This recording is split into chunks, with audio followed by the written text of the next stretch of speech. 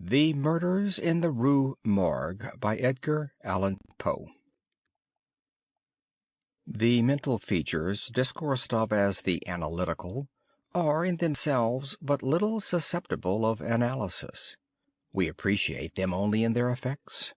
We know of them, among other things, that they are always in their possessor, when inordinately possessed, a source of the liveliest enjoyment.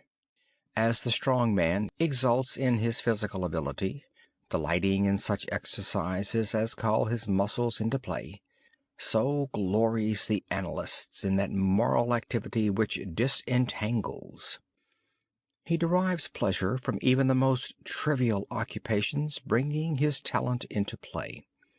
He is fond of enigmas, of conundrums, of hieroglyphics, exhibiting in his solutions of each a degree of acumen which appears to the ordinary apprehension preternatural. His results, brought about by the very soul and essence of method, have, in truth, the whole air of intuition. The faculty of resolution is possibly much invigorated by mathematical study, and especially by that highest branch of it which, unjustly and merely on account of its retrograde operations, has been called, as if par excellence, analysis. Yet to calculate is not in itself to analyze. A chess player, for example, does the one without effort at the other. It follows that the game of chess, in its effects upon mental character, is greatly misunderstood. I am not now writing a treatise, but simply prefacing a somewhat peculiar narrative by observations very much at random. I will, therefore, take occasion to assert that the higher powers of the reflective intellect are more decidedly and more usefully tasked by the unostentatious game of draughts than by all the elaborate frivolity of chess. In this latter, where the pieces have different and bizarre motions, with various and variable values, what is only complex is mistaken, a not unusual error, for what is profound. The attention is here called powerfully into play.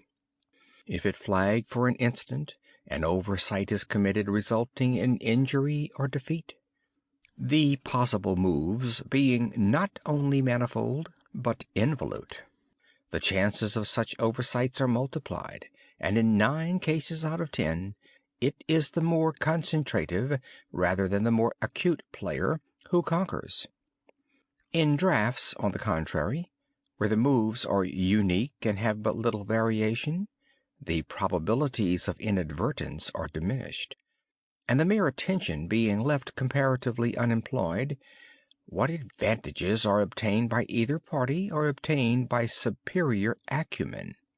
To be less abstract, let us suppose a game of draughts, where the pieces are reduced to 4 kings, and where, of course, no oversight is to be expected. It is obvious that here the victory can be decided, the players being at all equal, only by some recherché movement, the result of some strong exertion of the intellect. Deprived of ordinary resources, the analyst throws himself into the spirit of his opponent, identifies himself therewith, and not unfrequently sees thus at a glance the sole methods, sometimes indeed absurdly simple ones, by which he may seduce into error or hurry into miscalculation. Whist has long been noted for its influence upon what is termed the calculating power, and men of the highest order of intellect have been known to take an apparently unaccountable delight in it, while eschewing chess as frivolous. Beyond doubt there is nothing of a similar nature so greatly tasking the faculties of analysis. The best chess player in Christendom may be little more than the best player of chess, but proficiency in whist implies capacity for success in all those more important undertakings where mind struggles with mind.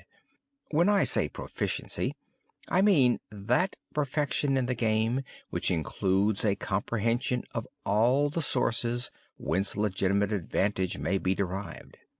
These are not only manifold, but multiform, and lie frequently among recesses of thought altogether inaccessible to the ordinary understanding.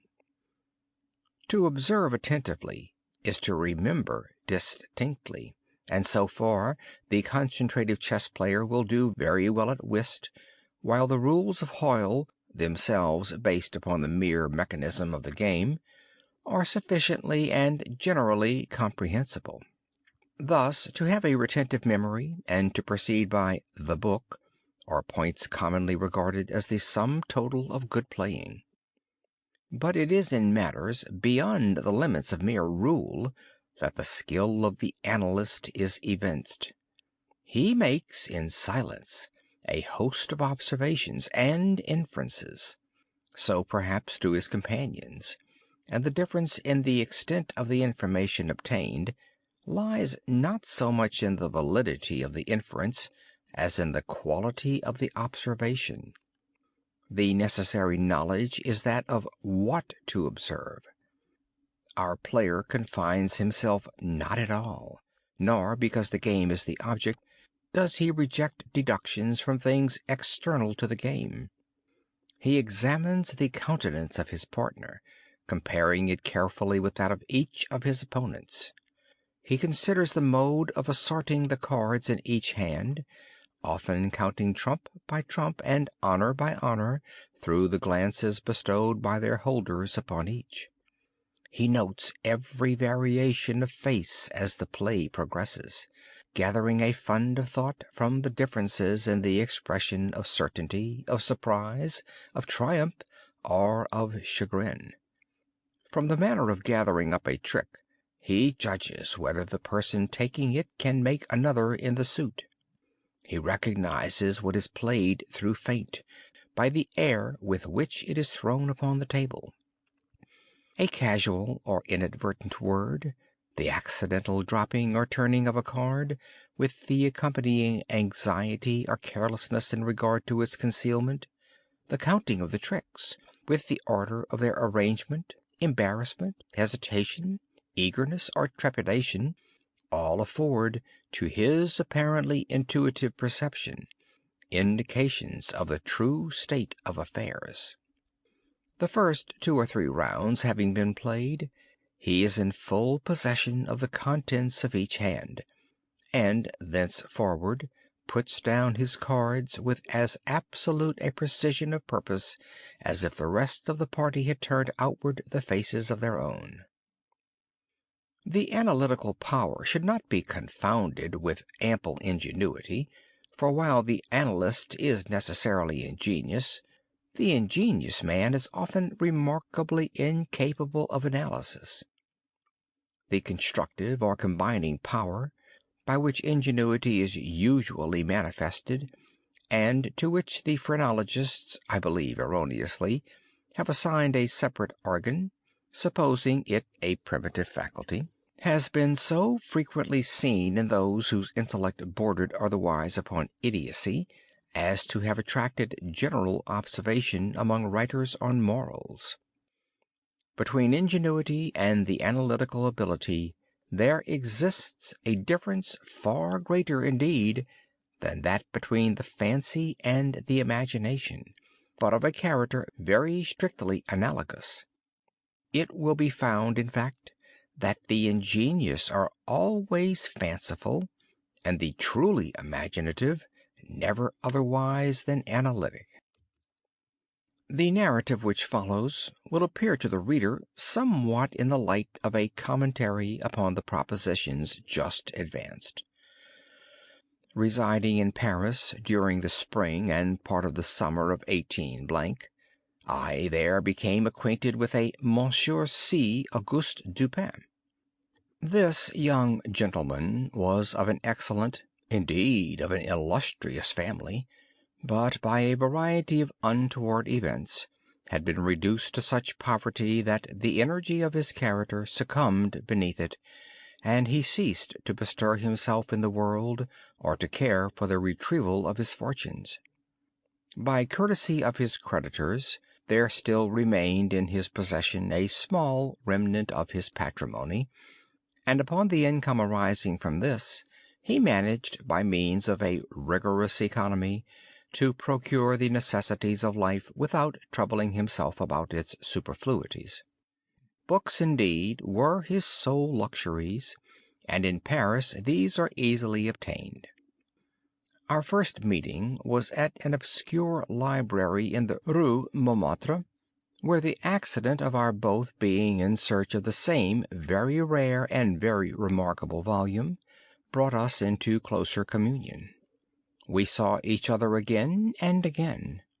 I was deeply interested in the little family history which he detailed to me with all that candor which a Frenchman indulges whenever mere self is his theme. I was astonished, too, at the vast extent of his reading, and above all, I felt my soul enkindled within me by the wild fervor and the vivid freshness of his imagination. Seeking in Paris the objects I then sought, I felt that the society of such a man would be to me a treasure beyond price, and this feeling I frankly confided to him. It was at length arranged that we should live together during my stay in the city, and as my worldly circumstances were somewhat less embarrassed than his own, I was permitted to be at the expense of renting and furnishing in a style which suited the rather fantastic gloom of our common temper, a time-eaten and grotesque mansion, long deserted through superstitions into which we did not inquire, and tottering to its fall in a retired and desolate portion of the Faubourg Saint-Germain. Had the routine of our life at this place been known to the world, we should have been regarded as madmen, although perhaps as madmen of a harmless nature. Our seclusion was perfect. We admitted no visitors. Indeed, the locality of our retirement had been carefully kept a secret from my own former associates, and it had been many years since Dupin had ceased to know or be known in Paris. We existed within ourselves alone. It was a freak of fancy in my friend, for what else shall I call it, to be enamored of the night for her own sake, and into this bizarrerie, as into all his others, I quietly fell, giving myself up to his wild whims with a perfect abandon. The sable divinity would not herself dwell with us always, but we could counterfeit her presence. At the first dawn of the morning we closed all the messy shutters of our old building, lighting a couple of tapers which, strongly perfumed, threw out only the ghastliest and feeblest of rays. By the aid of these we then busied our souls in dreams, reading, writing, or conversing, until warned by the clock of the advent of the true darkness.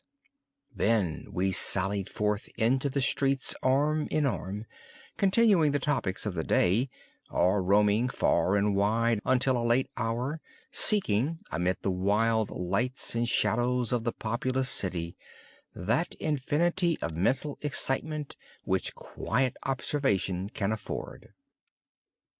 At such times I could not help remarking and admiring, although from his rich ideality I had been prepared to expect it, a peculiar analytic ability in Dupin. He seemed, too, to take an eager delight in its exercise, if not exactly in its display, and did not hesitate to confess the pleasure thus derived. He boasted to me, with a low chuckling laugh, that most men, in regard to himself, wore windows in their bosoms, and was wont to follow up such assertions by direct and very startling proofs of his intimate knowledge of my own. His manner at these moments was frigid and abstract. His eyes were vacant in expression, while his voice, usually a rich tenor, rose into a treble which would have sounded petulantly, but for the deliberateness and entire distinctness of the enunciation.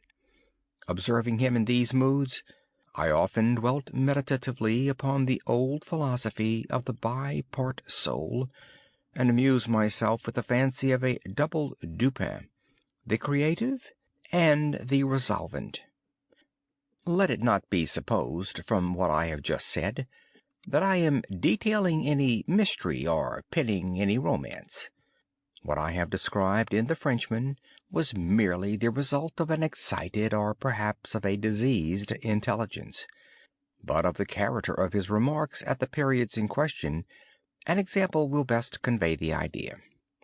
We were strolling one night down a long, dirty street in the vicinity of the Palais Royal.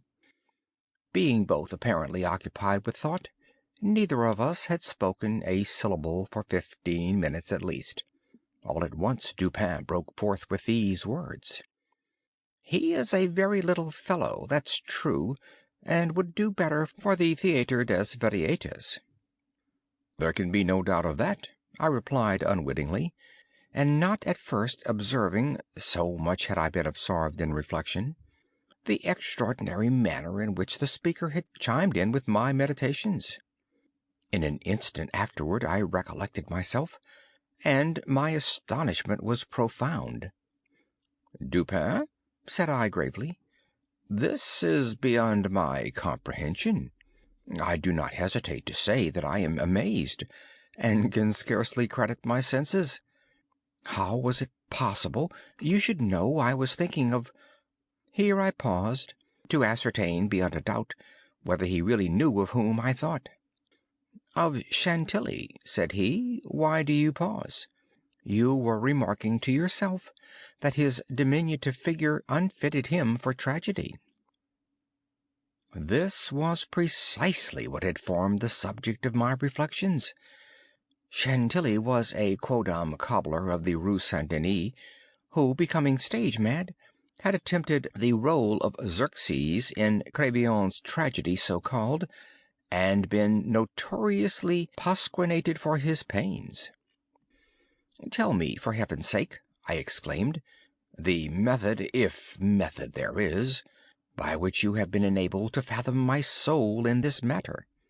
In fact, I was even more startled than I would have been willing to express. "It was the fruiterer," replied my friend, "who brought you to the conclusion that the mender of souls was not of sufficient height for Xerxes et id genus omne."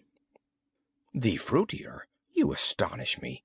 I know no fruiterer whomsoever." "The man who ran up against you as we entered the street. It may have been 15 minutes ago." I now remembered that, in fact, a fruiterer carrying upon his head a large basket of apples had nearly thrown me down, by accident, as we passed from the Rue C into the thoroughfare where we stood. But what had this to do with Chantilly I could not possibly understand. There was not a particle of charlatanière about Dupin. "I will explain," he said, "and that you may comprehend all clearly, we must first retrace the course of your meditations from the moment in which I spoke to you until that of the rencontre with the fruiterer in question. The larger links of the chain run thus: Chantilly, Orion, Dr. Nichols, Epicurus, stereotomy, the street stones, the fruiterer. There are few persons who have not at some moment of their lives amused themselves in retracing the steps by which particular conclusions of their own minds have been attained. The occupation is often full of interest, and he who attempts it for the first time is astonished by the apparent illimitable distance and incoherence between the starting point and the goal. What, then, must have been my amazement when I heard the Frenchman speak what he had just spoken, and when I could not help acknowledging that he had spoken the truth. He continued: "We had been talking of horses, if I remember aright, just before leaving the Rue C. This was the last subject we discussed. As we crossed into this street, A fruiterer with a large basket upon his head, brushing quickly past us, thrust you upon a pile of paving stones collected at a spot where the causeway is undergoing repair. You stepped upon one of the loose fragments, slipped, slightly strained your ankle, appeared vexed or sulky, muttered a few words, turned to look at the pile, and then proceeded in silence. I was not particularly attentive to what you did, but observation has become with me of late a species of necessity. You kept your eyes upon the ground, glancing with a petulant expression at the holes and ruts in the pavement, so that I saw you were still thinking of the stones, until we reached the little alley called La Martine, which had been paved by the way of experiment with the overlapping and riveted blocks. Here your countenance brightened up, and perceiving your lips move, I could not doubt that you muttered the word stereotomy, a term very affectedly applied to this species of pavement. I knew that you could not say to yourself stereotomy without being brought to think of atomies, and thus of the theories of Epicurus, and since, when we discussed this subject not very long ago, I mentioned to you how singularly, yet with how little notice, the vague guesses of that noble Greek had met with confirmation in the late nebular cosmogony, I felt that you could not avoid casting your eyes upward to the great nebula in Orion, and I certainly expected that you would do so. You did look up, and I was now assured that I had correctly followed your steps. But in that bitter tirade upon Chantilly, which appeared in yesterday's Musée, the satirist, making some disgraceful allusions to the cobbler's change of name upon assuming the buskin, quoted a Latin line about which we have often conversed. I mean the line, "Perdidit antiquum litera sonum." I had told you that this was in reference to Orion, formerly written Urion, and from certain pungencies connected with this explanation, I was aware that you could not have forgotten it. It was clear, therefore, that you would not fail to combine the two ideas of Orion and Chantilly. That you did combine them, I saw by the character of the smile which passed upon your lips. You thought of the poor cobbler's immolation. So far you had been stooping in your gait, but now I saw you draw yourself up to your full height. I was then sure that you reflected upon the diminutive figure of Chantilly. At this point I interrupted your meditations to remark that as, in fact, he was a very little fellow, that Chantilly, he would do better at the Theatre des Variétés. Not long after this we were looking over an evening edition of the Gazette des Tribunaux, when the following paragraphs arrested our attention. Extraordinary murders. This morning, about 3 o'clock, the inhabitants of the Quarter St. Roch were aroused from sleep by a succession of terrific shrieks, issuing apparently from the 4th story of a house in the Rue Morgue, known to be the sole occupancy of one Madame L'Espanaye and her daughter, Mademoiselle Camille L'Espanaye. After some delay, occasioned by a fruitless attempt to procure admission in the usual manner, the gateway was broken in with a crowbar, and 8 or 10 of the neighbors entered accompanied by 2 gendarmes. By this time the cries had ceased, but as the party rushed up the first flight of stairs, 2 or more rough voices in angry contention were distinguished, and seemed to proceed from the upper part of the house. As the second landing was reached, these sounds also had ceased, and everything remained perfectly quiet. The party spread themselves and hurried from room to room. Upon arriving at a large black chamber in the 4th story, the door of which, being found locked with the key inside, was forced open, a spectacle presented itself which struck everyone present not less with horror than with astonishment. The apartment was in the wildest disorder. the furniture broken and thrown about in all directions.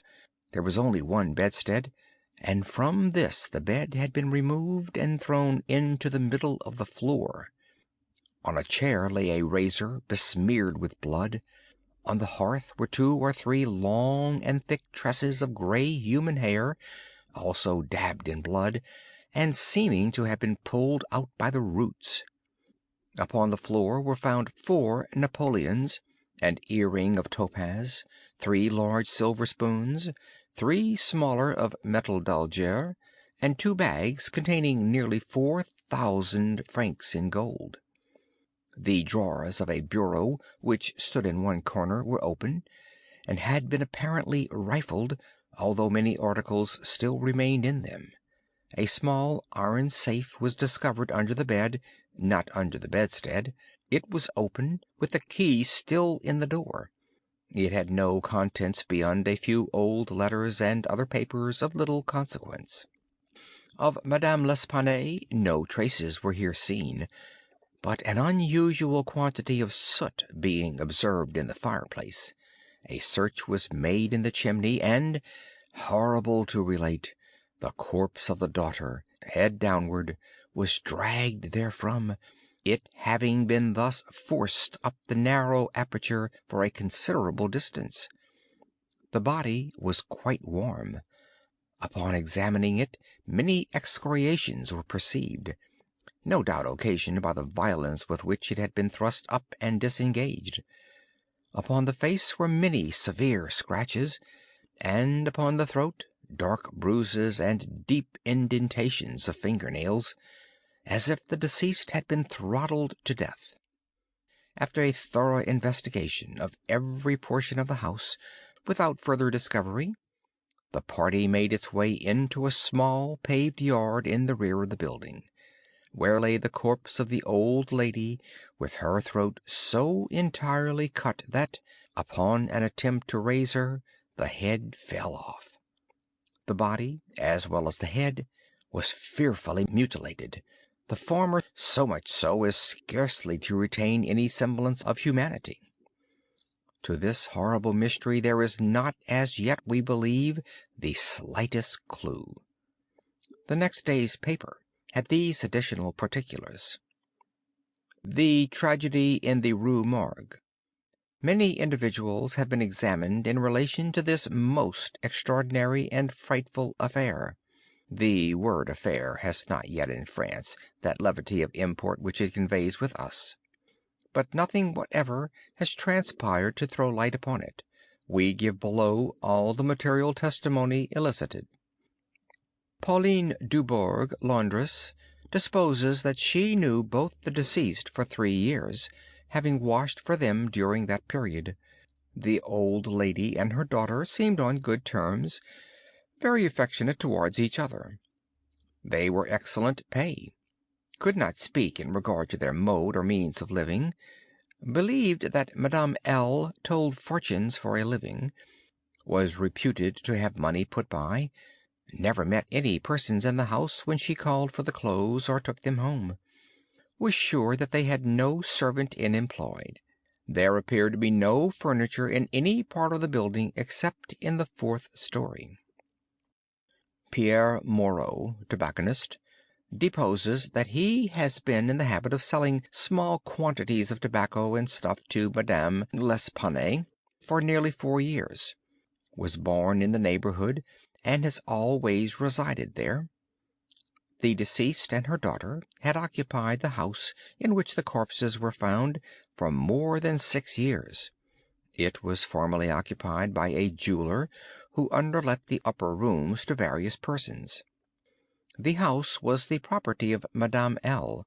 She became dissatisfied with the abuse of the premises by her tenant, and moved into them herself, refusing to let any portion. The old lady was childish. Witness had seen the daughter some 5 or 6 times during the 6 years. The two lived an exceedingly retired life, were reputed to have money, had heard it said among the neighbors that Madame L. told fortunes, did not believe it, had never seen any person enter the door except the old lady and her daughter, a porter once or twice, and a physician some 8 or 10 times. Many other persons, neighbors, gave evidence to the same effect. No one was spoken of as frequenting the house. It was not known whether there were any living connections of Madame L. and her daughter. The shutters of the front room were seldom opened. Those in the rear were always closed, with the exception of the large back room, 4th story. The house was a good house, not very old. Isidore Musset, gendarme, disposes that he was called to the house about 3 o'clock in the morning, and found some 20 or 30 persons at the gateway, endeavoring to gain admittance. Forced it open at length with a bayonet, not with a crowbar. Had but little difficulty in getting it open, on account of its being a double or folding door, and bolted neither at bottom nor top. The shrieks were continued until the gate was forced, and then suddenly ceased. They seemed to be screams of some person or persons in great agony, were loud and drawn out, not short and quick. Witnesses led the way upstairs. Upon reaching the first landing, heard 2 voices in loud and angry contention, the one a gruff voice, the other much shriller, a very strange voice. Could distinguish some words of the former, which was that of a Frenchman. Was positive that it was not a woman's voice. Could distinguish the words sacre and diable. The shrill voice was that of a foreigner. Could not be sure whether it was the voice of a man or of a woman. Could not make out what was said, but believed the language to be Spanish. The state of the room and of the bodies was described by this witness as we described them yesterday. End of Part 1.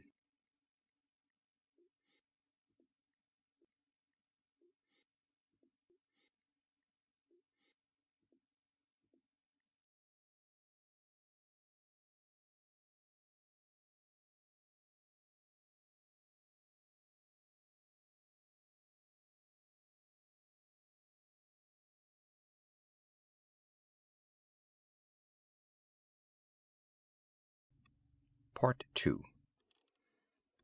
Henri Duval, a neighbor, and by trade a silversmith, deposes that he was one of the party who first entered the house. Corroborates the testimony of Musset in general. As soon as they forced an entrance, they reclosed the door to keep out the crowd, which collected very fast, notwithstanding the lateness of the hour. The shrill voice, this witness thinks, was that of an Italian. Was certain it was not French. Could not be sure that it was a man's voice. It might have been a woman's. Was not acquainted with the Italian language. Could not distinguish the words, but was convinced by the intonation that the speaker was an Italian. Knew Madame L. and her daughter. Had conversed with both frequently. Was sure that the shrill voice was not that of either of the deceased. Odenheimer, restaurateur. This witness volunteered his testimony. Not speaking French, was examined through an interpreter. Is a native of Amsterdam. Was passing the house at the time of the shrieks. They lasted for several minutes, probably 10. They were long and loud, very awful and distressing.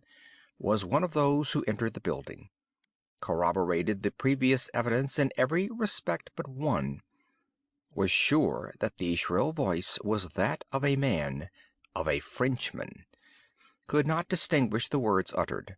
They were loud and quick, unequal, spoken apparently in fear as well as in anger. The voice was harsh, not so much shrill as harsh. Could not call it a shrill voice. The gruff voice said repeatedly sacre, diable, and once mon Dieu. Jules Mignot, banker of the firm of Mignot et Fils, Rue de Lorraine, is the elder Mignot. Madame L'Espanaye had some property, had opened an account with his banking house in the spring of the year, 8 years previously. made frequent deposits in small sums, had checked for nothing until the third day before her death, when she took out in person the sum of 4,000 francs. The sum was paid in gold, and a clerk went home with the money.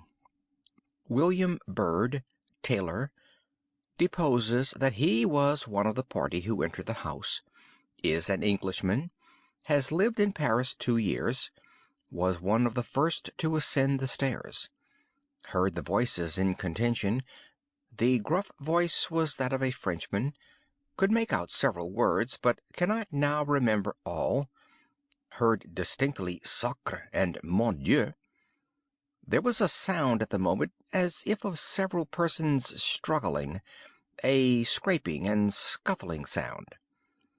The shrill voice was very loud, louder than the gruff one. Is sure that it was not the voice of an Englishman, appeared to be that of a German, might have been a woman's voice, does not understand German. 4 of the above-named witnesses being recalled, deposed that the door of the chamber in which was found the body of Mademoiselle L. was locked on the inside when the party reached it. Everything was perfectly silent, no groans or noises of any kind. Upon forcing the door, no person was seen. The windows, both of the back and front room, were down and firmly fastened from within. A door between the 2 rooms was closed but not locked. The door leading from the front room into the passage was locked, with the key on the inside. A small room in the front of the house, on the 4th story, at the head of the passage, was open, the door being ajar. This room was crowded with old beds, boxes, and so forth. These were carefully removed and searched. There was not an inch of any portion of the house which was not carefully searched. Sweeps were sent up and down the chimneys. The house was a 4-story one, with garrets, mansardes. A trap-door on the roof was nailed down very securely, did not appear to have been opened for years. The time elapsing between the hearing of the voices in contention and the breaking open of the room door was variously stated by the witnesses. Some made it as short as 3 minutes, some as long as 5. The door was opened with difficulty.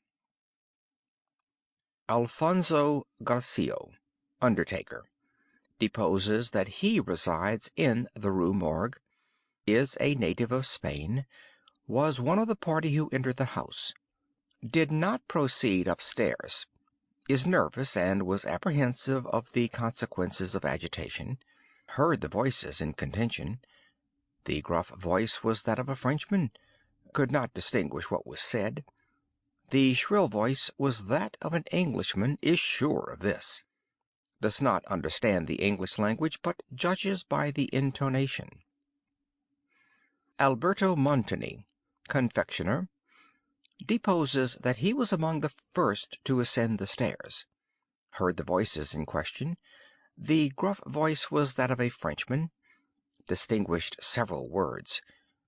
The speaker appeared to be expostulating, could not make out the words of the shrill voice, spoke quick and unevenly, thinks it the voice of a Russian, corroborates the general testimony, is an Italian, never conversed with a native of Russia. Several witnesses recalled here testified that the chimneys of all the rooms on the 4th floor were too narrow to admit the passage of a human being. By sweeps were meant cylindrical sweeping brushes, such as are employed by those who clean chimneys. These brushes were passed up and down every flue in the house. There is no back passage by which anyone could have descended while the party proceeded upstairs. The body of Mademoiselle L'Espanaye was so firmly wedged in the chimney that it could not be got down until 4 or 5 of the party united their strength. Paul Dumas, physician, deposes that he was called to view the bodies about daybreak. They were both lying on the sacking of the bedstead in the chamber where Mademoiselle L. was found. The corpse of the young lady was much bruised and excoriated. The fact that it had been thrust up the chimney would sufficiently account for these appearances. The throat was greatly chafed. There were several deep scratches just below the chin, together with a series of livid spots which were evidently the impressions of fingers. The face was fearfully discolored, and the eyeballs protruded. The tongue had been partially bitten through. A large bruise was discovered upon the pit of the stomach, produced, apparently, by the pressure of a knee. In the opinion of M. Dumas, Mademoiselle L'Espanaye had been throttled to death by some person or persons unknown. The corpse of the mother was horribly mutilated. All the bones of the right leg and arm were more or less shattered. The left tibia much splintered, as well as all the ribs of the left side. Whole body dreadfully bruised and discolored. It was not possible to say how the injuries had been inflicted. A heavy club of wood, or a broad bar of iron, a chair, or any large, heavy, and obtuse weapon would have produced such results, if wielded by the hands of a very powerful man.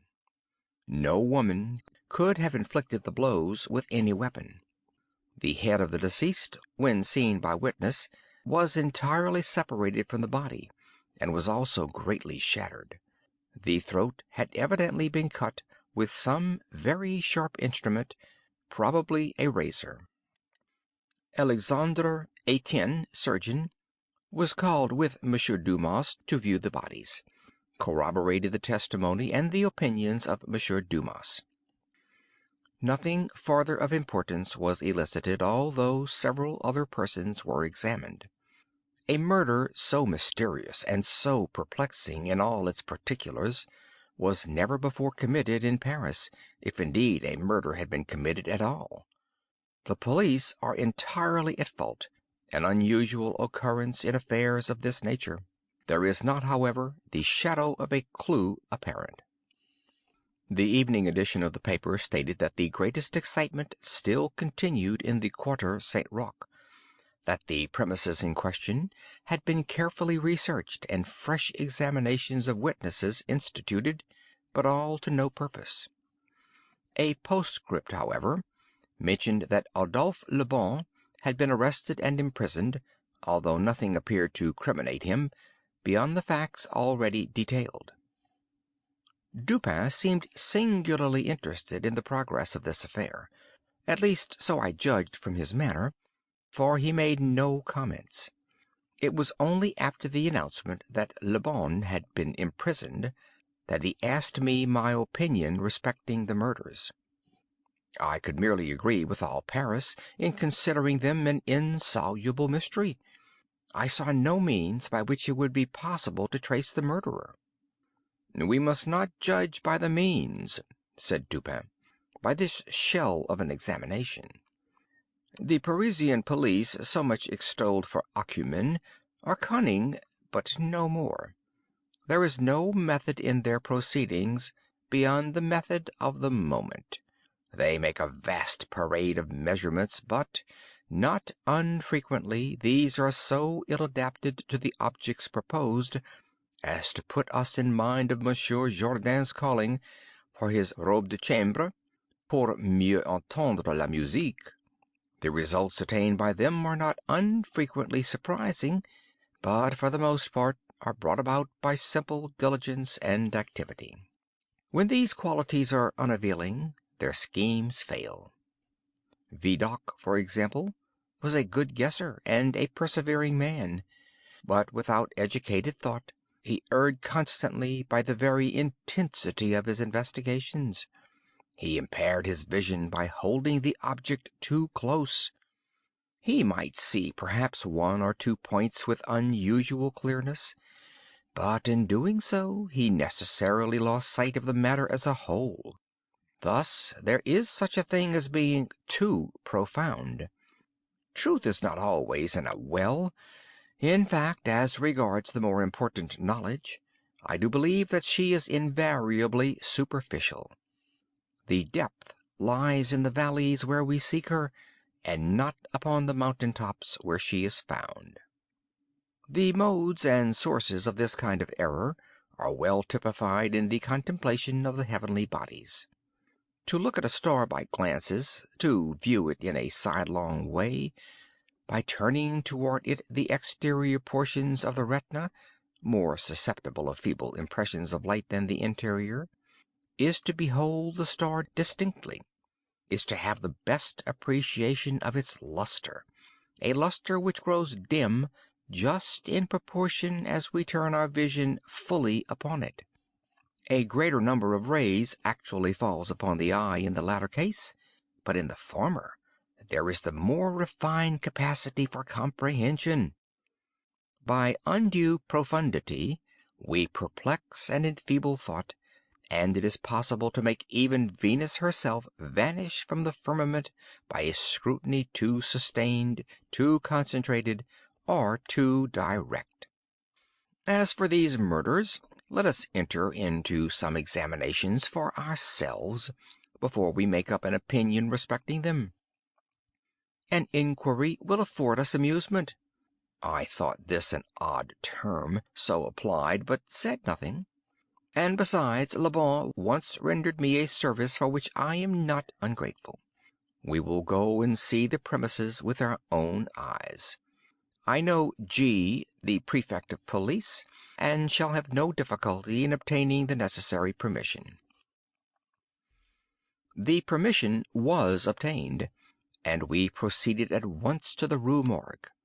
This is one of those miserable thoroughfares which intervene between the Rue Richelieu and the Rue Saint-Roch. It was late in the afternoon when we reached it, as this quarter is at a great distance from that in which we resided. The house was readily found, for there were still many persons gazing up at the closed shutters, with an objectless curiosity from the opposite side of the way. It was an ordinary Parisian house, with a gateway, on one side of which was a glazed watch-box, with a sliding panel in the window, indicating a loge de concierge. Before going in, we walked up the street, turned down an alley, and then again turning, passed in the rear of the building, Dupin meanwhile examining the whole neighborhood, as well as the house, with a minuteness of attention for which I could see no possible object. Retracing our steps, we came again to the front of the dwelling, rang, and having shown our credentials, were admitted by the agents in charge. We went upstairs, into the chamber where the body of Mademoiselle L'Espanaye had been found, and where both the deceased still lay. The disorders of the room had, as usual, been suffered to exist. I saw nothing beyond what had been stated in the Gazette des Tribunaux. Dupin scrutinized everything, not excepting the bodies of the victims. We then went into the other rooms and into the yard, a gendarme accompanying us throughout. The examination occupied us until dark, when we took our departure. On our way home my companion stepped in for a moment at the office of one of the daily papers. I have said that the whims of my friend were manifold, and that je l'imaginais, for this phrase there is no English equivalent. It was his humor now to decline all conversation on the subject of the murder until about noon the next day. He then asked me suddenly if I had observed anything peculiar at the scene of the atrocity. There was something in his manner of emphasizing the word peculiar which caused me to shudder without knowing why. "No, nothing peculiar," I said. "Nothing more, at least, than we both saw stated in the paper." "The Gazette," he replied, "has not entered, I fear, into the unusual horror of the thing. But dismiss the idle opinions of this print. It appears to me that this mystery is considered insoluble, for the very reasons which should cause it to be regarded as easy of solution. I mean for the outre character of its features. The police are confounded by the seeming absence of motive, not for the murder itself, but for the atrocity of the murder. They are puzzled, too, by the seeming impossibility of reconciling the voices heard in contention with the facts that no one was discovered upstairs but the assassinated Mademoiselle L'Espanaye, and that there were no means of egress without the notice of the party ascending. The wild disorder of the room, the corpse thrust with the head downward up the chimney, the frightful mutilation of the body of the old lady. These considerations, with those just mentioned, and others which I need not mention, have sufficed to paralyze the powers, by putting completely at fault the boasted acumen of the government agents. They have fallen into the gross but common error of confounding the unusual with the abstruse. But it is by these deviations from the plane of the ordinary that reason feels its way, if at all, in its search for the true. In investigations such as we are now pursuing, it should not be so much asked, "What has occurred?" as "What has occurred that has never occurred before?" In fact, the facility with which I shall arrive, or have arrived, at the solution of this mystery is in the direct ratio of its apparent insolubility in the eyes of the police. I stared at the speaker in mute astonishment. "I am now awaiting," continued he, looking toward the door of our apartment—"I am now awaiting a person who, although perhaps not the perpetrator of these butcheries, must have been in some measure implicated in their perpetration. Of the worst portion of the crimes committed, it is probable that he is innocent. I hope that I am right in this supposition, for upon it I build my expectation of reading the entire riddle. I look for the man here in this room every moment. It is true that he may not arrive, but the probability is that he will. Should he come, it will be necessary to detain him. Here are pistols, and we both know how to use them when occasion demands their use." I took the pistols, scarcely knowing what I did or believing what I heard, while Dupin went on, very much as if in a soliloquy. I have already spoken of his abstract manner at such times. His discourse was addressed to myself, but his voice, although by no means loud, had that intonation which is commonly employed in speaking to some one at a great distance. His eyes, vacant in expression, regarded only the wall. "That the voices heard in contention," he said, "by the party upon the stairs, were not the voices of the women themselves, was fully proved by the evidence. This relieves us of all doubt upon the question whether the old lady could have first destroyed the daughter and afterward have committed suicide. I speak of this point chiefly for the sake of method, for the strength of Madame L'Espanaye would have been utterly unequal to the task of thrusting her daughter's corpse up the chimney as it was found, and the nature of the wounds upon her own person entirely preclude the idea of self-destruction. Murder, then, has been committed by some third party, and the voices of this third party were those heard in contention. Let me now advert, not to the whole testimony respecting these voices, but to what was peculiar in that testimony. Did you observe anything peculiar about it?" I remarked that while all the witnesses agreed in supposing the gruff voice to be that of a Frenchman, there was much disagreement in regard to the shrill, or, as one individual termed it, the harsh voice. "That was the evidence itself," said Dupin, "but it was not the peculiarity of the evidence. You have observed nothing distinctive, yet there was something to be observed. The witnesses, as you remark, agreed about the gruff voice. They were here unanimous. But in regard to the shrill voice, the peculiarity is, not that they disagreed, but that while an Italian, an Englishman, a Spaniard, a Hollander, and a Frenchman attempted to describe it, each one spoke of it as that of a foreigner. Each is sure that it was not the voice of one of his own countrymen. Each likens it, not to the voice of an individual of any nation with whose language he is conversant, but the converse. The Frenchman supposes it the voice of a Spaniard, and might have distinguished some words had he been acquainted with the Spanish.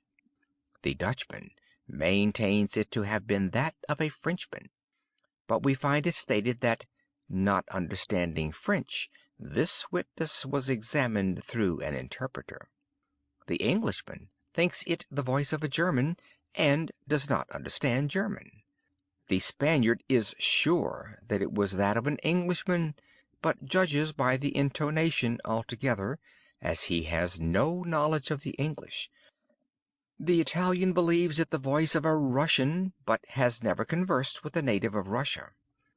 A second Frenchman differs, moreover, with the first, and is positive that the voice was that of an Italian, but, not being cognizant of that tongue, is, like the Spaniard, convinced by the intonation. Now, how strangely unusual must that voice have really been, about which such testimony as this could have been elicited, in whose tones even denizens of the 5 great divisions of Europe could recognize nothing familiar. You will say that it might have been the voice of an Asiatic, of an African. Neither Asiatics nor Africans abound in Paris, but without denying the inference, I will now merely call your attention to 3 points. The voice is termed by one witness harsh rather than shrill. It is represented by 2 others to have been quick and unequal. No words, no sounds resembling words, were by any witness mentioned as distinguishable.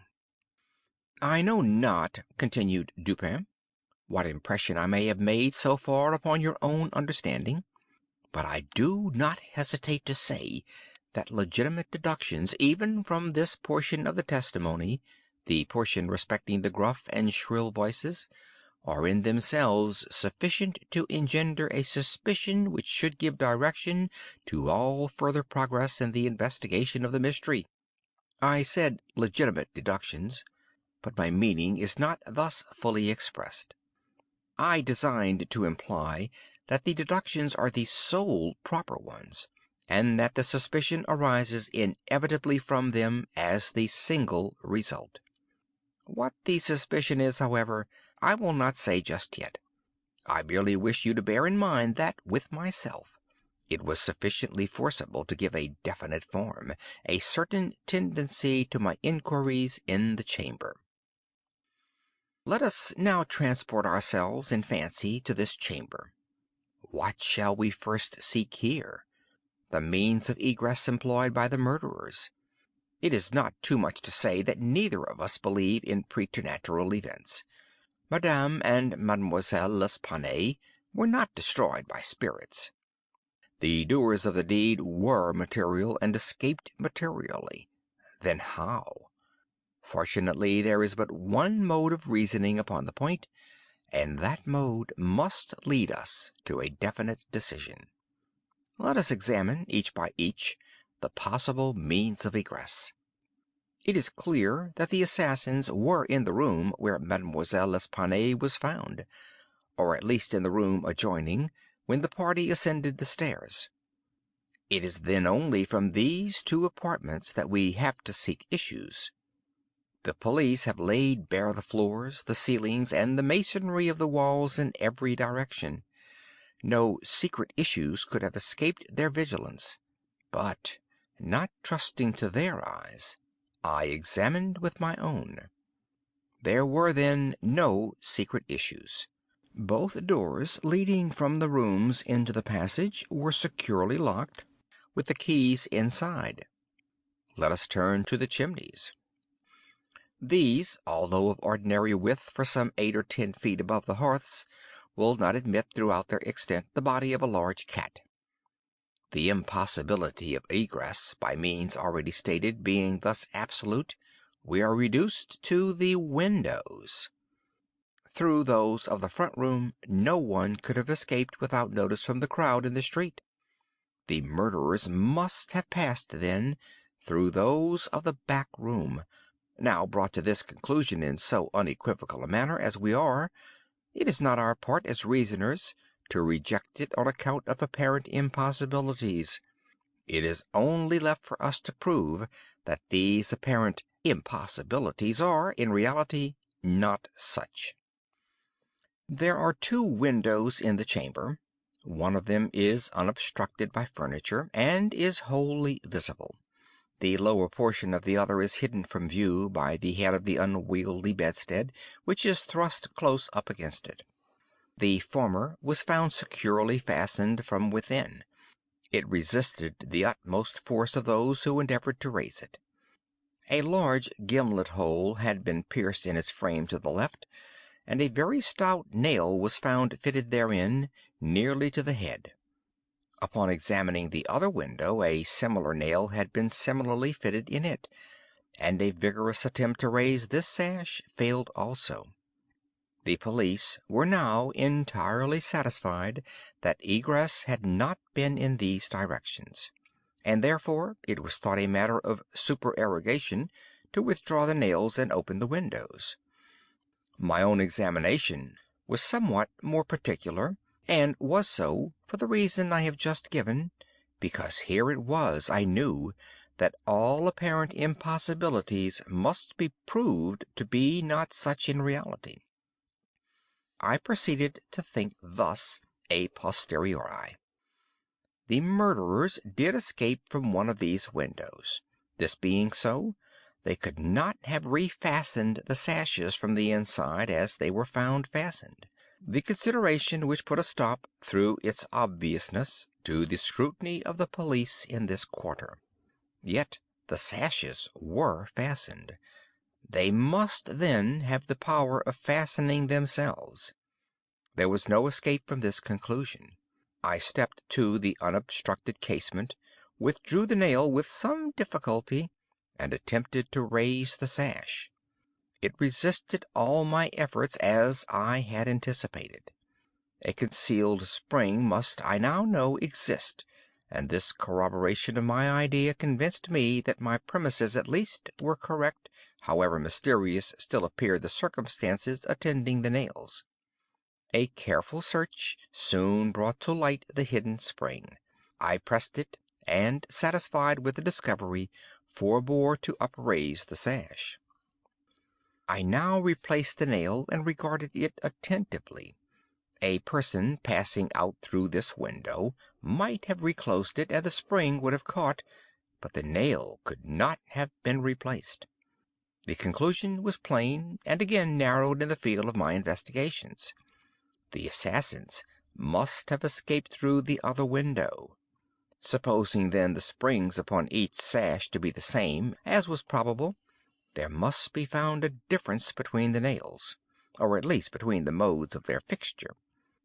Getting upon the sacking of the bedstead, I looked over the headboard minutely at the second casement.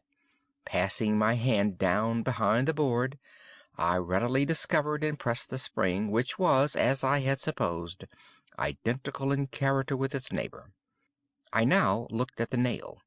It was as stout as the other, and apparently fitted in the same manner, driven in nearly up to the head. You will say that I was puzzled, but if you think so, you must have misunderstood the nature of the inductions. To use a sporting phrase, I had not been once at fault. The scent had never for an instant been lost. There was no flaw in any link of the chain. I had traced the secret to its ultimate result, and that result was the nail. It had, I say, in every respect, the appearance of its fellow in the other window, but this fact was an absolute nullity, conclusive as it might seem to be, when compared with the consideration that here, at this point, terminated the clue. There must be something wrong, I said, about the nail. I touched it, and the head, with about 1/4 inch of the shank, came off in my fingers. The rest of the shank was in the gimlet hole where it had been broken off.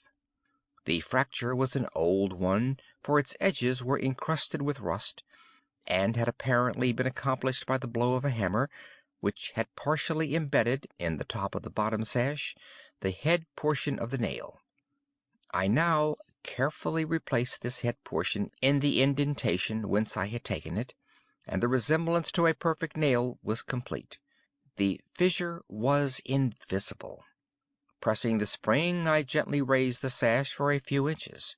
The head went up with it, remaining firm in its bed. I closed the window, and the semblance of the whole nail was again perfect. End of Part 2.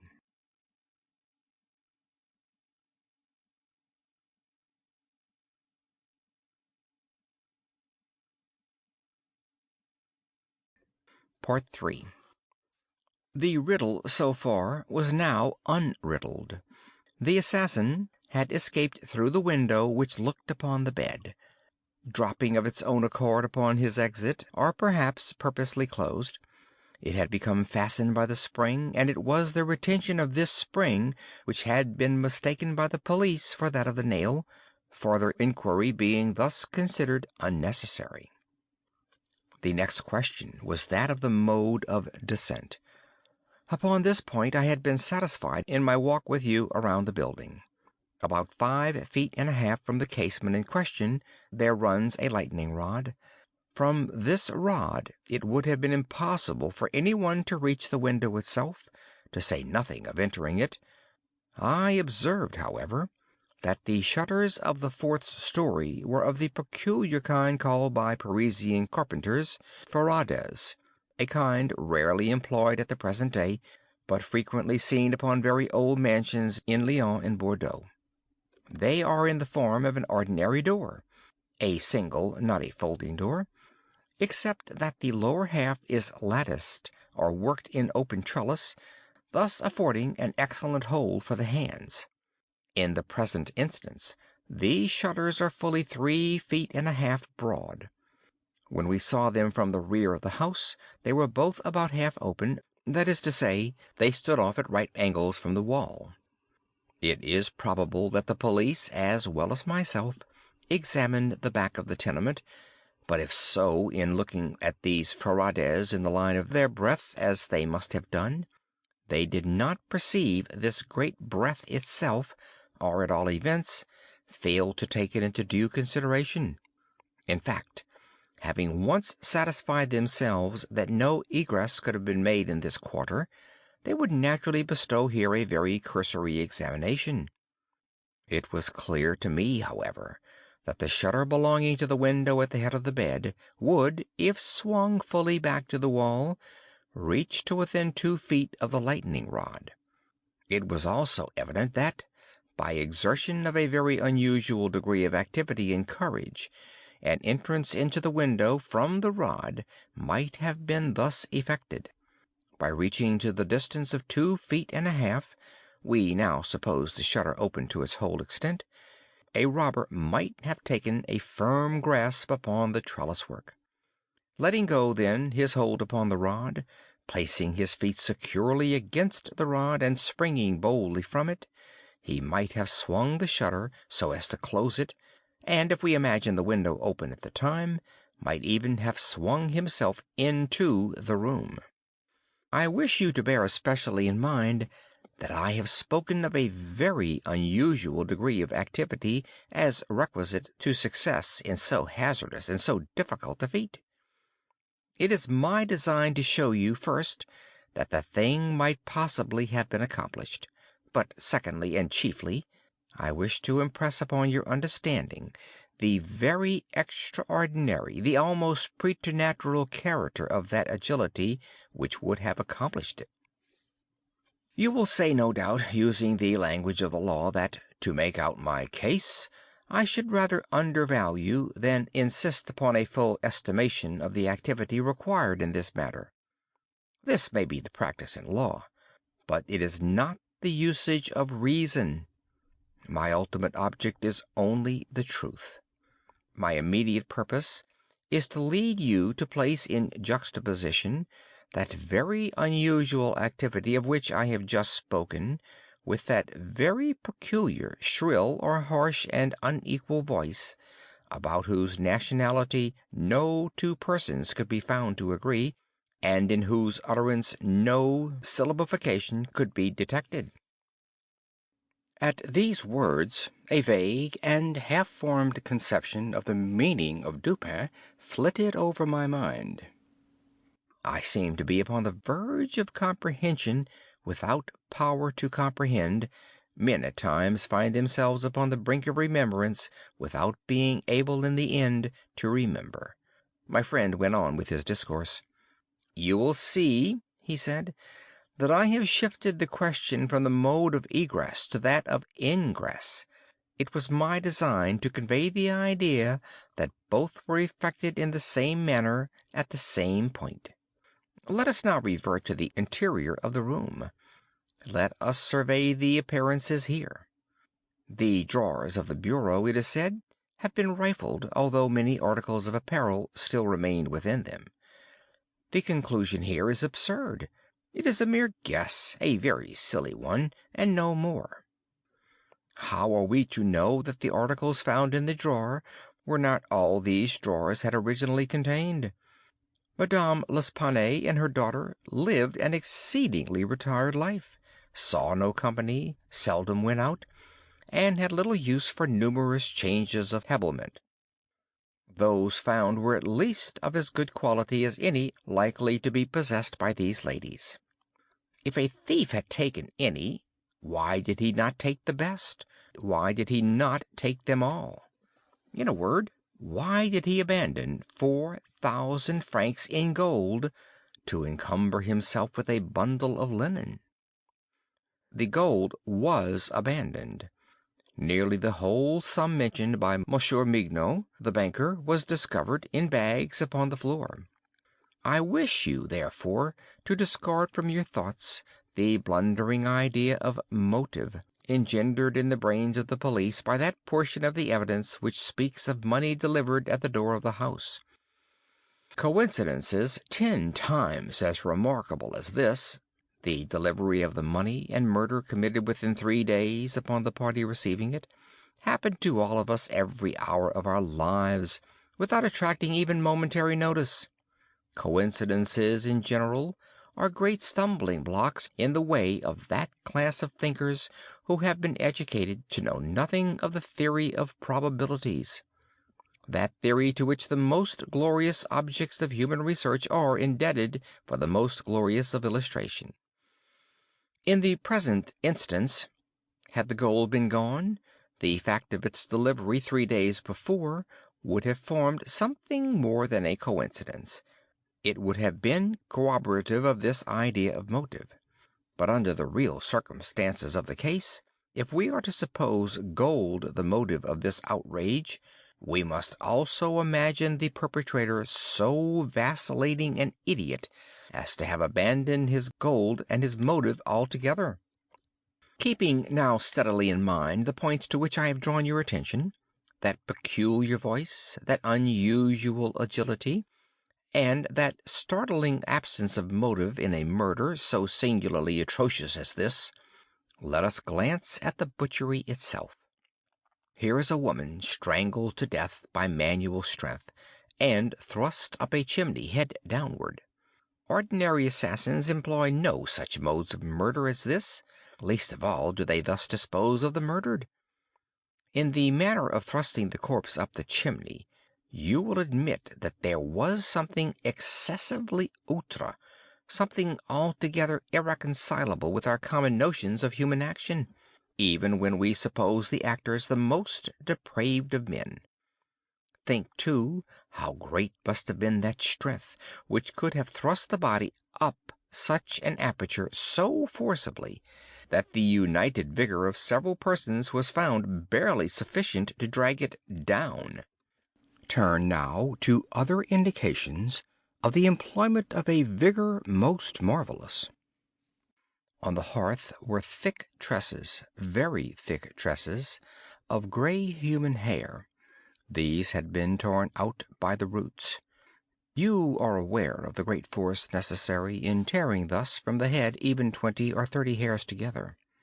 You saw the locks in question as well as myself.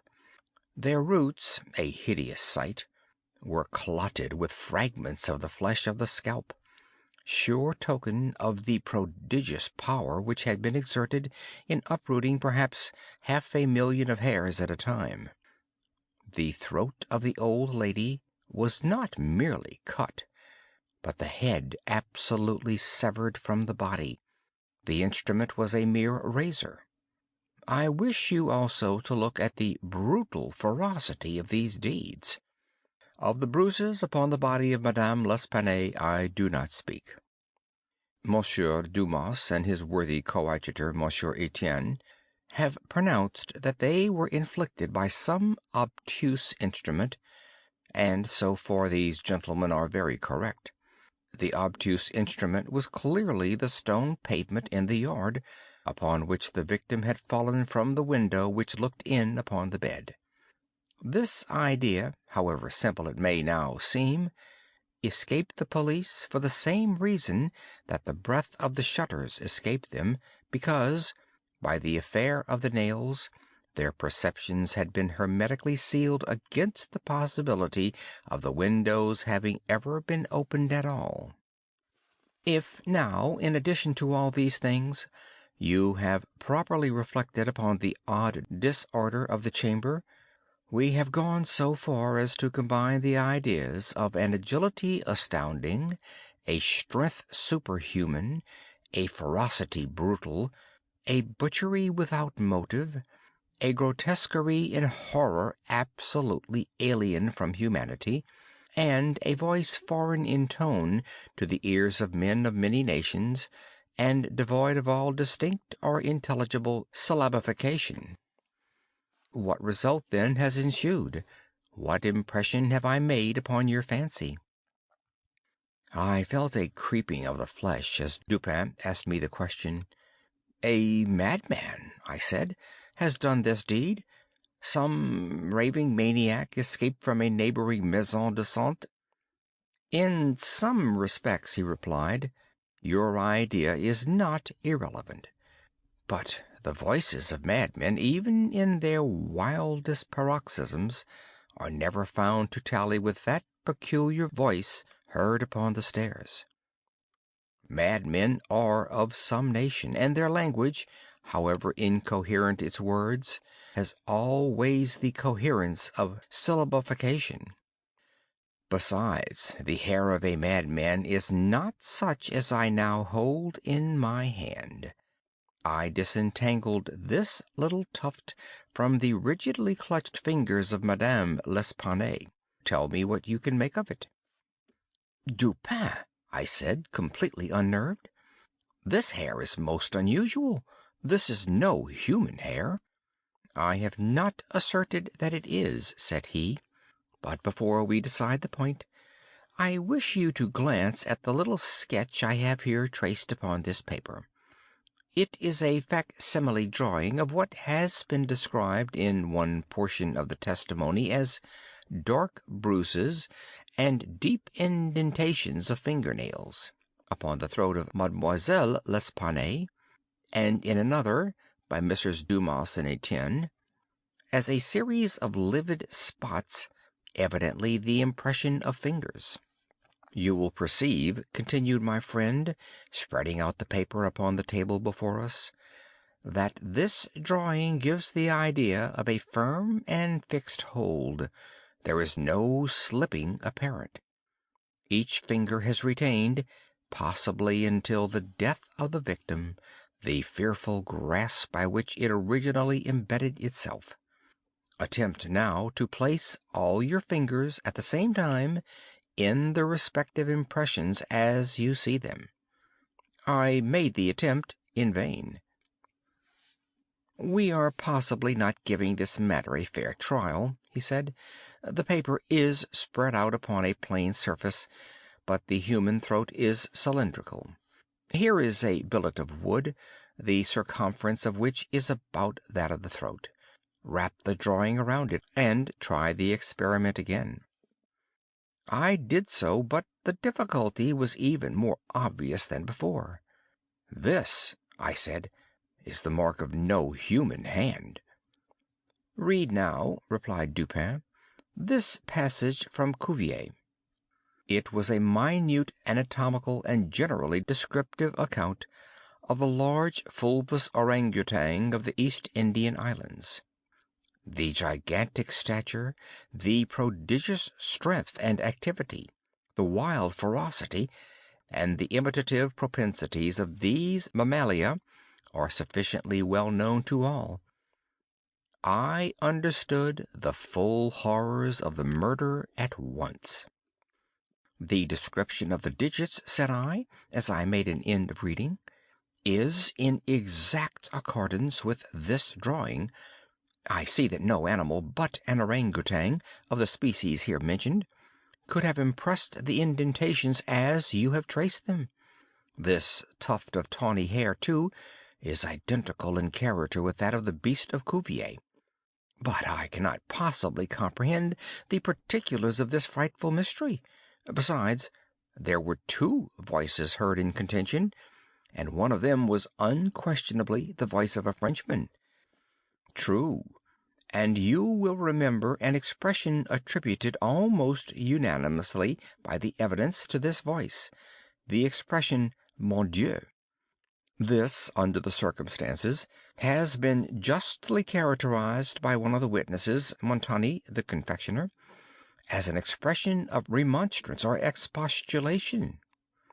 Upon these two words, therefore, I have mainly built my hopes of a full solution of the riddle. A Frenchman was cognizant of the murder. It is possible, indeed it is far more than probable, that he was innocent of all participation in the bloody transactions which took place. The orangutan may have escaped from him. He may have traced it to the chamber, but under the agitating circumstances which ensued, he could never have recaptured it. It is still at large. I will not pursue these guesses, for I have no right to call them more, since the shades of reflection upon which they are based are scarcely of sufficient depth to be appreciable to my own intellect, and since I could not pretend to make them intelligible to the understanding of another. We will call them guesses, then, and speak of them as such. If the Frenchman in question is indeed, as I suppose, innocent of this atrocity, this advertisement which I left last night upon our return home at the office of Le Monde, a paper devoted to the shipping interest and much sought by sailors, will bring him to our residence."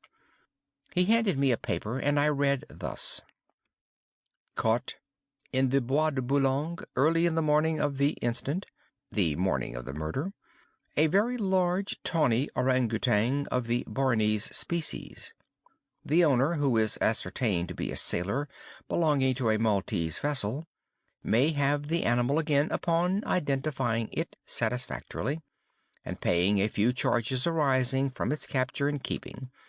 Call at No. Rue Faubourg Saint-Germain, au 3e." "How is it possible," I asked, "that you should know the man to be a sailor, and belonging to a Maltese vessel?" "I do not know it," said Dupin. "I am not sure of it. Here, however, is a small piece of ribbon, which, from its form and from its greasy appearance, has evidently been used in tying the hair in one of those long queues of which sailors are so fond. Moreover, this knot is one which few besides sailors can tie, and is peculiar to the Maltese. I picked the ribbon up at the foot of the lightning rod. It could not have belonged to either of the deceased. Now, if, after all, I am wrong in my induction from this ribbon that the Frenchman was a sailor belonging to a Maltese vessel, still I can have done no harm in saying what I did in the advertisement. If I am in error, he will merely suppose that I have been misled by some circumstance into which he will not take the trouble to inquire. But if I am right, a great point is gained. Cognizant, although innocent, of the murder, the Frenchman will naturally hesitate about replying to the advertisement, about demanding the orangutan. He will reason thus: I am innocent. I am poor. My orangutan is of great value, to one of my circumstances a fortune of itself. Why should I lose it through the apprehensions of danger? Here it is within my grasp. It was found in the Bois de Boulogne, at a vast distance from the scene of that butchery. How can it ever be suspected that a brute beast should have done the deed? The police are at fault. They have failed to procure the slightest clue. Should they even trace the animal, it would be impossible to prove me cognizant of the murder, or to implicate me in guilt on account of that cognizance. Above all, I am known. The advertiser designates me as the possessor of the beast. I am not sure to what limit his knowledge may extend.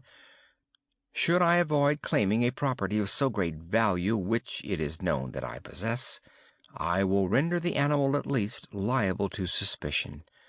It is not my policy to attract attention either to myself or to the beast. I will answer the advertisement, get the orangutan, and keep it close until this matter has blown over." At this moment we heard a step upon the stairs. "Be ready," said Dupin, "with your pistols, but neither use them nor show them until at a signal from myself." The front door of the house had been left open, and the visitor had entered without ringing and advanced several steps upon the staircase. Now, however, he seemed to hesitate. Presently we heard him descending. Dupin was moving quickly to the door when we again heard him coming up. He did not turn back a second time, but stepped up with decision and rapped at the door of our chamber. "Come in," said Dupin, in a cheerful and hearty tone. A man entered. He was a sailor, evidently, a tall, stout, and muscular-looking person, with a certain daredevil expression of countenance, not altogether unprepossessing. His face, greatly sunburnt, was more than half hidden by whiskers and mustachio. He had with him a huge oaken cudgel, but appeared to be otherwise unarmed. He bowed awkwardly and bade us good evening in French accents, which, although somewhat Neufchatelish, were still sufficiently indicative of a Parisian origin. "Sit down, my friend," said Dupin. "I suppose you have called about the orangutan. Upon my word, I almost envy you the possession of him, a remarkably fine, and no doubt a very valuable animal. How old do you suppose him to be?" The sailor drew a long breath, with the air of a man relieved of some intolerable burden, and then replied in an assured tone, "I have no way of telling, but he can't be more than 4 or 5 years old. Have you got him here?" "Oh, no, we had no conveniences for keeping him here. He is at a livery stable in the Rue Morgue, just by. You can get him in the morning. Of course you are prepared to identify the property?" "To be sure I am, sir." "I shall be sorry to part with him," said Dupin. "I don't mean that you should be at all this trouble for nothing, sir," said the man. "Couldn't expect it. Am very willing to pay a reward for the finding of the animal, that is to say, anything in reason."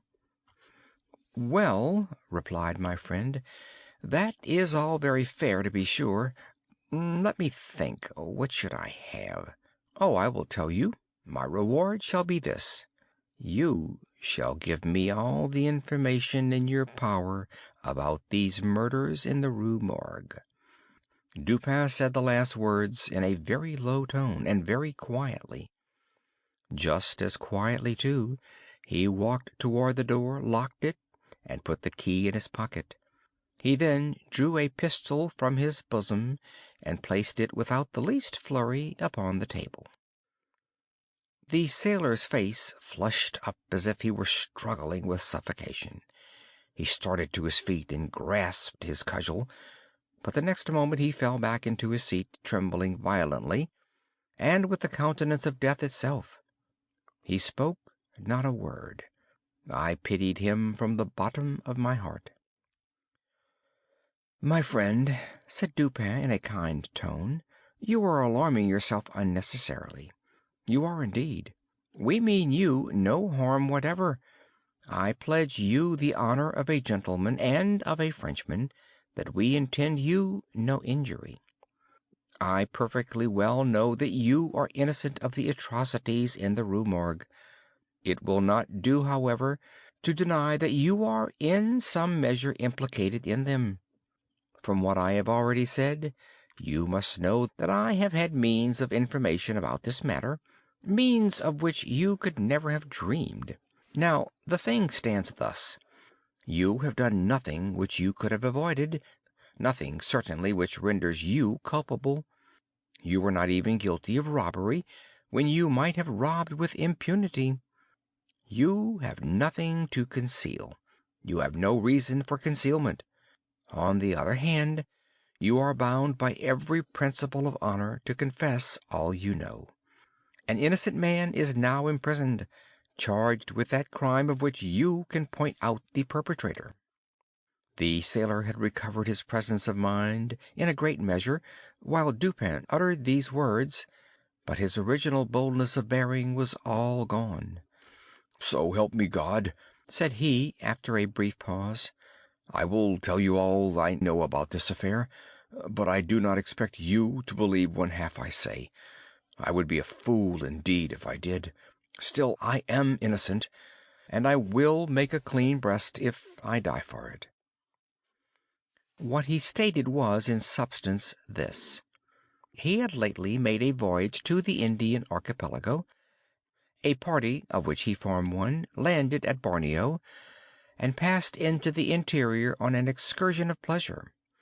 Himself and a companion had captured the orangutan. This companion dying, the animal fell into his own exclusive possession.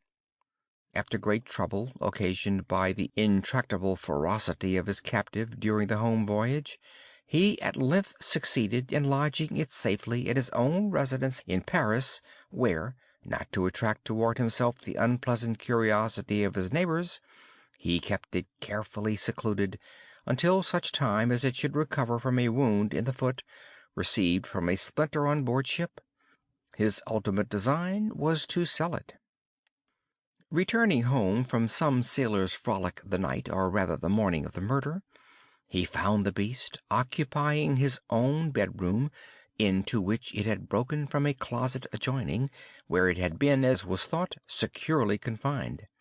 Razor in hand and fully lathered, it was sitting before a looking-glass, attempting the operation of shaving, in which it had no doubt previously watched its master through the keyhole of the closet.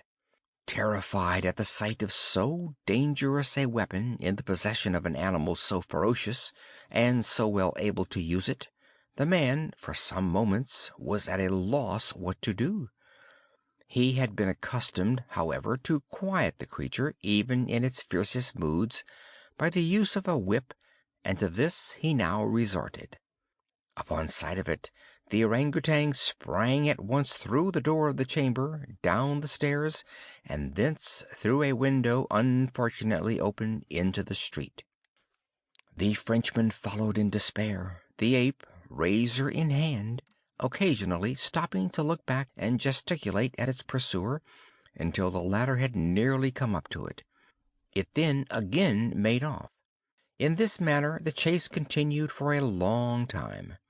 The streets were profoundly quiet, as it was nearly 3 o'clock in the morning. In passing down an alley in the rear of the Rue Morgue, the fugitive's attention was arrested by a light gleaming from the open window of Madame L'Espanaye's chamber in the 4th story of her house. Rushing to the building, it perceived the lightning rod, clambered up with inconceivable agility, grasped the shutter, which was thrown fully back against the wall, and by its means swung itself directly upon the headboard of the bed. The whole feat did not occupy a minute. The shutter was kicked open again by the orangutan as it entered the room. The sailor, in the meantime, was both rejoiced and perplexed. He had strong hopes now of recapturing the brute, as it could scarcely escape from the trap into which it had ventured, except by the rod, where it might be intercepted as it came down. On the other hand, there was much cause for anxiety as to what it might do in the house. This latter reflection urged the man still to follow the fugitive. A lightning rod is ascended without difficulty, especially by a sailor, but when he had arrived as high as the window, which lay far to his left, his career was stopped. The most that he could accomplish was to reach over so as to obtain a glimpse of the interior of the room. At this glimpse he nearly fell from his hold through excess of horror. Now it was that those hideous shrieks arose upon the night, which had startled from slumber the inmates of the Rue Morgue. Madame L'Espanaye and her daughter, habited in their night clothes, had apparently been occupied in arranging some papers in the iron chest already mentioned, which had been wheeled into the middle of the room. It was open, and its contents lay beside it on the floor. The victims must have been sitting with their backs toward the window, and from the time elapsing between the ingress of the beast and the screams, it seems probable that it was not immediately perceived. The flapping to of the shutter would naturally have been attributed to the wind. As the sailor looked in, the gigantic animal had seized Madame L'Espanaye by the hair, which was loose as she had been combing it, and was flourishing the razor about her face in imitation of the motions of a barber. The daughter lay prostrate and motionless. She had swooned. The screams and struggles of the old lady, during which the hair was torn from her head, had the effect of changing the probably pacific purposes of the orangutan into those of wrath. With one determined sweep of its muscular arm, it nearly severed her head from her body. The sight of blood inflamed its anger into frenzy. Gnashing its teeth and flashing fire from its eyes, it flew upon the body of the girl and embedded its fearful talons in her throat, retaining its grasp until she expired. Its wondering and wild glances fell at this moment upon the head of the bed, over which the face of its master, rigid with horror, was just discernible. The fury of the beast, who no doubt bore still in mind the dreaded whip, was instantly converted into fear. Conscious of having deserved punishment, it seemed desirous of concealing its bloody deeds, and skipped about the chamber in an agony of nervous agitation, throwing down and breaking the furniture as it moved, and dragging the bed from the bedstead. In conclusion, it seized first the corpse of the daughter and thrust it up the chimney, as it was found, then that of the old lady, which it immediately hurled through the window headlong. As the ape approached the casement with its mutilated burden, the sailor shrank aghast to the rod, and, rather gliding than clambering down it, hurried at once home, dreading the consequences of the butchery, and gladly abandoning, in his terror, all solicitude about the fate of the orangutan. The words heard by the party upon the staircase were the Frenchman's exclamations of horror and affright, commingled with the fiendish jabberings of the brute. I have scarcely anything to add. The orangutan must have escaped from the chamber, by the rod, just before the break of the door. It must have closed the window as it passed through it. It was subsequently caught by the owner himself, who obtained for it a very large sum at the Jardin des Plantes. Le Don was instantly released, upon our narration of the circumstances, with some comments from Dupin, at the bureau of the Prefect of Police. This functionary, however well disposed to my friend, could not altogether conceal his chagrin at the turn which affairs had taken, and was fain to indulge in a sarcasm or two about the propriety of every person minding his own business. "Let him talk," said Dupin, who had not thought it necessary to reply. "Let him discourse. It will ease his conscience. I am satisfied with having defeated him in his own castle. Nevertheless, That he failed in the solution of this mystery is by no means that matter for wonder which he supposes it, for in truth our friend the Prefect is somewhat too cunning to be profound. In his wisdom is no stamen. It is all head and no body, like the pictures of the goddess Laverna, or at best all head and shoulders like a codfish. But he is a good creature after all. I like him, especially for one master stroke of cant by which he has attained his reputation for ingenuity. I mean the way he has de dire que c'est et d'expliquer ce qui n'est pas. End of Part 3. End of The Murders in the Rue Morgue by Edgar Allan Poe.